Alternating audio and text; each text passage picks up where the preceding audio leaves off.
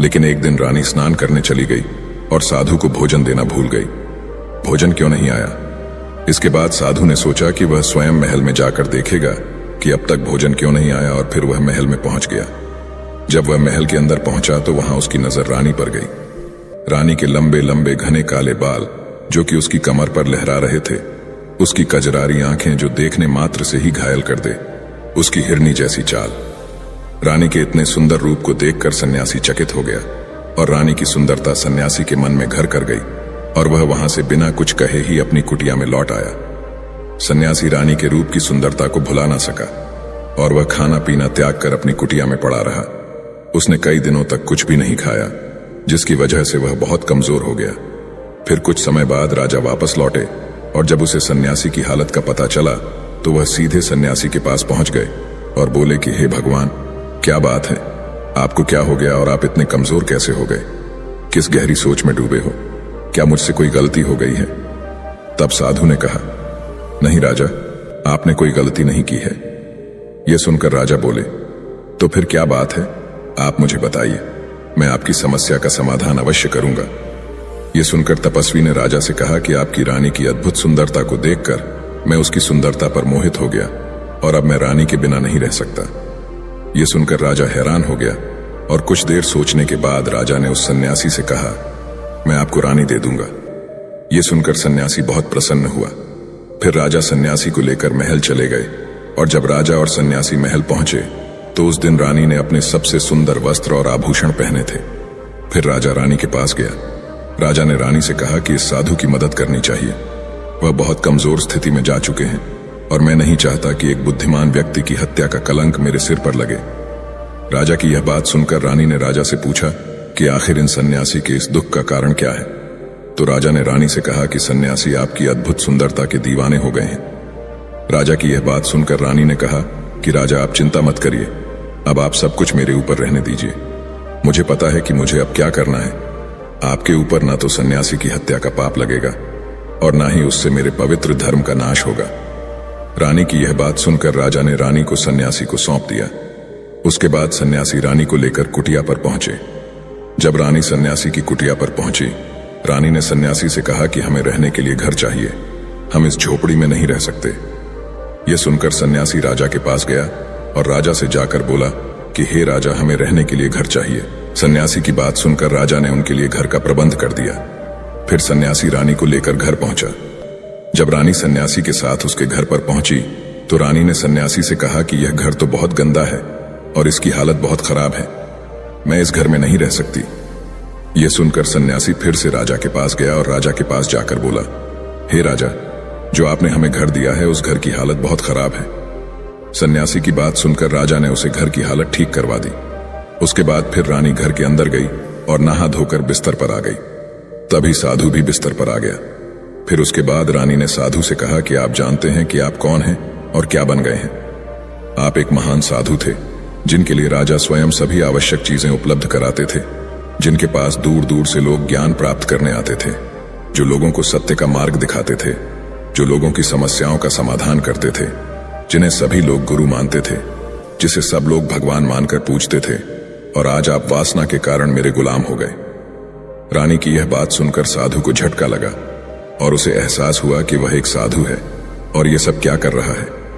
वह यह सब सुख सुविधाएं त्याग कर शांति की तलाश में जंगलों में चला गया था। जोर जोर से रोने लगा और चिल्लाने लगा और रानी से कहने लगा कि मुझे क्षमा कीजिए महारानी, मैं ये क्या करने जा रहा था, मैं अभी आपको राजा को सौंप कर आता हूं। सन्यासी की बात सुनकर रानी ने सन्यासी से प्रश्न किया कि साधु महाराज, मेरे मन में एक प्रश्न उठ रहा है, कृपया मेरे प्रश्न का उत्तर दीजिए। रानी की बात सुनकर सन्यासी ने कहा कि पूछो, तुम्हारा क्या प्रश्न है। फिर रानी ने कहा कि जब आपको उस दिन भोजन नहीं मिला तो आप बहुत क्रोधित हो गए। तब मैंने आपका ये रूप पहली बार देखा था और तभी से मैं आपके व्यवहार में परिवर्तन महसूस कर रही थी। ऐसा क्यों हुआ? साधु महाराज, आखिर आपको इतना क्रोध क्यों आया?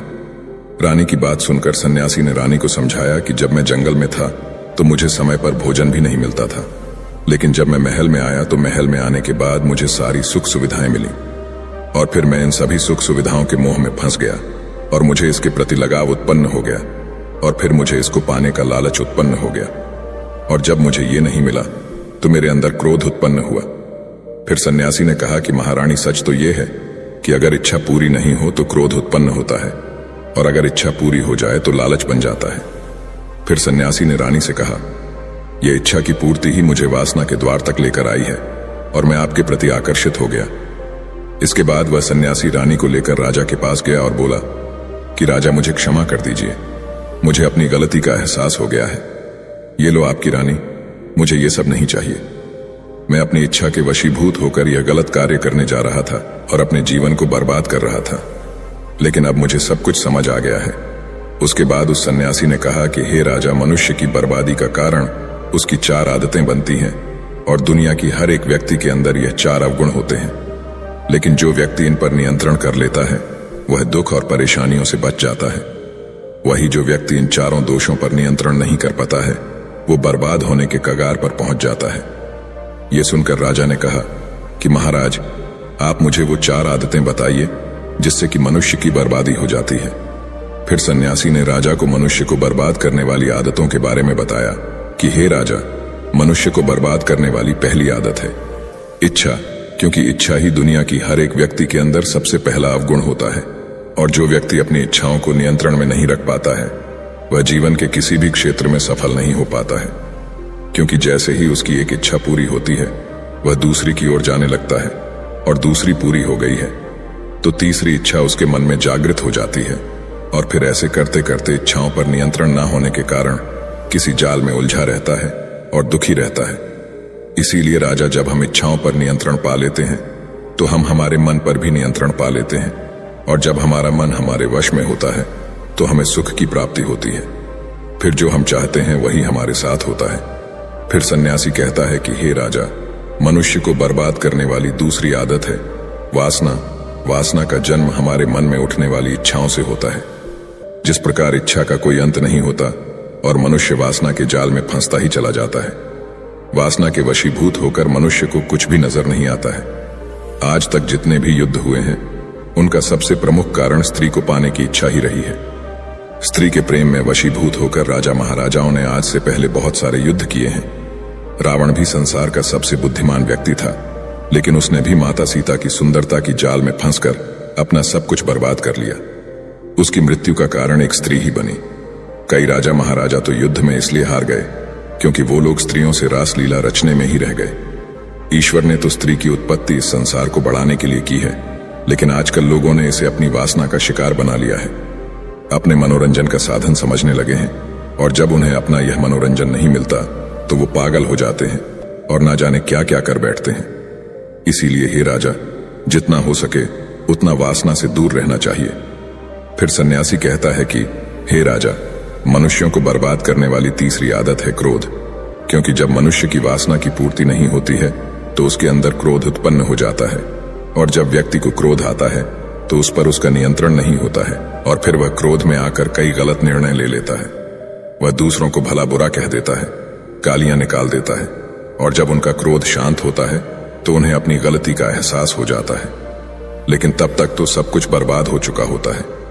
क्रोध के कारण मनुष्य के कई बने बनाए काम भी खराब हो जाते हैं। जब मनुष्य के भीतर क्रोध उत्पन्न होता है तो वह अंदर से बहुत कमजोर हो जाता है, और एक कमजोर मनुष्य कुछ भी नहीं कर सकता है, उसे कभी भी सफलता हासिल नहीं हो सकती। क्रोध हमारे भीतर तनाव को उत्पन्न करता है, और अगर एक बार हम तनाव में चले गए तो हमारा पूरा जीवन बर्बाद हो जाता है। फिर सन्यासी कहता है कि हे राजा, मनुष्य को बर्बाद करने वाली चौथी आदत है लालच। लालच का फल सदैव बुरा होता है। लालच में फंसकर हम बहुत सी लोगों का बुरा कर देते हैं। हर मनुष्य के जीवन में कभी ना कभी ऐसे समय अवश्य आते हैं जब वह लालच कर बैठता है, और अधिक पाने की लालसा में वह कुछ ऐसा कर बैठता है जिससे जो उसके पास था वह उसे भी गंवा देता है। क्योंकि जैसे ही व्यक्ति की एक इच्छा पूरी होती है उसका लालच अधिक हो जाता है और उसके मन में और कई जन्म लेने लगती है। जो व्यक्ति लालच करता है वह कामयाबी से कोसों दूर रहता है, क्योंकि एक ना एक दिन लालच का दुश्मन सामने आता ही है। अगर हम समय रहते ही लालच को त्याग दें और उसकी जाल में ना फंसें तो हम एक सफल व्यक्ति अवश्य बन सकते हैं।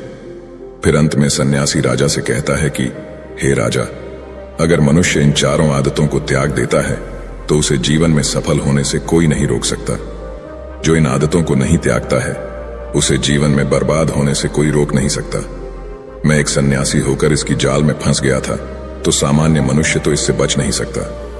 इसीलिए हे राजन, मनुष्य को इन आदतों से हमेशा बचना चाहिए। दोस्तों, उम्मीद है आपको ये कहानी जरूर पसंद आई होगी। अगर पसंद आई हो तो हमारे इस वीडियो को लाइक, शेयर और अनजाना पथ चैनल को सब्सक्राइब जरूर करें। साथ ही कमेंट में नमो बुद्धाय जरूर लिखें। धन्यवाद। नमो बुद्धाय त्यागता है, उसे जीवन में बर्बाद होने से कोई रोक नहीं सकता।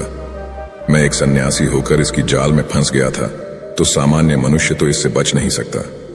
इसीलिए हे राजन, मनुष्य को इन आदतों से हमेशा बचना चाहिए। दोस्तों, उम्मीद है आपको ये कहानी जरूर पसंद आई होगी। धन्यवाद।